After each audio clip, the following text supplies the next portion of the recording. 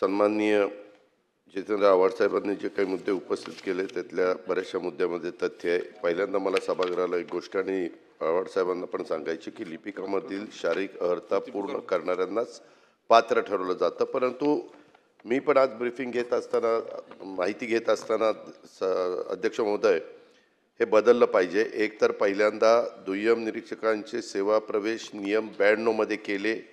त्याच्यामध्ये साधारण पदोन्नतीने नियुक्त करण्याचे लिपिकमध्ये 40% जवानमधले 60% घेतले. नंतर पुन्हा 2004 मध्ये बदल केला. त्याच्यामध्ये लिपिकमधले 20% आणि जवानांमधले 80% घेतले.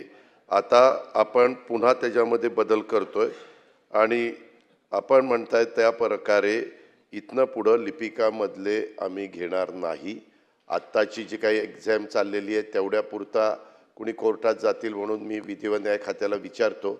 जर आत्ताचं पण मला थांबवता आलं तर मी आत्ताचंही थांबवेन आणि ते म्हणतील किंवा एवढं आता चालू आहे तेवढं फक्त पूर्ण करा, पुढच्या वेळेसपासून 100% जवानांमधले घ्या. तर तशा प्रकारचा निर्णय राज्य उत्पादन शुल्क घेईल.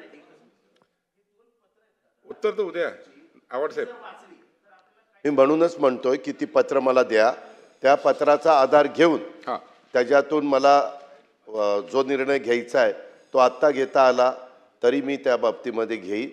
पण फारच अडचण आली, कुणी कोर्टात जाऊन पुन्हा ते सगळं थांबवलं तर तसं होणार असेल तर एवढ्या वेळेस ही लास्ट भरती होईल. पुढच्या वेळेसपासून 100% जवानांचीच प्रमोशन देऊन भरती होईल.